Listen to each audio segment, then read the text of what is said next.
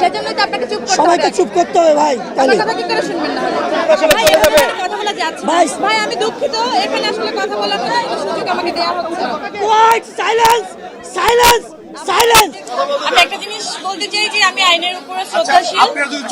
আমার এই বিশ্বাসটা আমি আসলে একদম শেষ অবধি রাখতে চাই। আমি বিশ্বাস করি আমি আসলে ন্যায় বিচার পাবো, আর আপনারা আমার সাথে থাকবেন। এই ভালোবাসা নিয়েই আসলে আমি জিততে চাই ইনশাল্লাহ। আচ্ছা আপু, একই ঘটনায় আপনি একটি মামলা করেছিলেন, সেটি চলমান আছে। এরপরে একই ঘটনায় আবার আমরা এই সম্পর্কে আসলে সবাই অবগত যে আমি যে মামলাটা করেছিলাম তার ঠিক 2.5 বছর পরে উনি পাল্টা একটা মামলা করেন, যে মামলার জন্য আজকে এই যে আমাকে কালকে হচ্ছে গ্রেপ্তারি পরোয়ানা জারি করা হয়, ওয়ারেন্ট হয় আমার নামে। এবং আমার খুব বিশ্বাস ছিল যে আমি আজকে আসবো। আপনারা যেভাবে সবাই আসলে আমাকে সাহসটা জুগিয়েছেন যে আজকে জামিন নিতে আসবো এবং আমি জামিন পেয়ে যাবো, আপনাদের এত ভালোবাসা নিয়ে আসলে আমি বাড়ি ফিরছি। এরকম একটা জয় নিয়েও যেন আমি বাড়ি আসলে ফাইনালি ফিরতে পারি, আপনাদের ভালোবাসার সাথে থাকতে পারি, আমার জন্য দোয়া করবেন। মূলত পরিমণির সাথে যে ঘটনাটি ঘটেছিল আপনারা সবাই জানেন। পরিমণি বাদী হয়ে বোট ক্লাবের বিষয়ে সাভার থানায় একটি মামলা করে, যে মামলাটি এখন বিচারিক আদালতে আছে। অলরেডি সে সেই মামলায় জবানবন্দি দিয়েছে।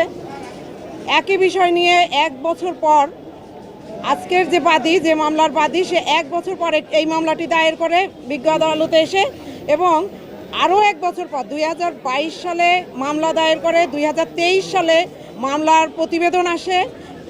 আমরা মামলার বিষয়ে ডিসচার্জের একটা দরখাস্ত দিয়েছিলাম। বিজ্ঞ আদালত আমাদের সময়ের দরখাস্ত নামঞ্জুর করে চার্জ ফ্রেম করেছেন বিধায় আমরা বিজ্ঞ আদালতে ডিসচার্জের দরখাস্তটি শুনানি করতে পারিনি। তবে আমরা মনে করি যে এই বিষয়ে আরেকটি মামলা চলমান থাকা সঠিক হয়নি বলে আমরা আইনজীবীরা মনে করেছি বলেই দরখাস্ত দিয়েছিলাম। তো যাই হোক, আমরা ট্রায়াল ফেস করব। আমরা মনে করি যে এই মামলায় একই ঘটনা যেহেতু পরিমণির বিরুদ্ধে শেষ পর্যন্ত কিছুই হবে না বলেই আমরা মনে করি।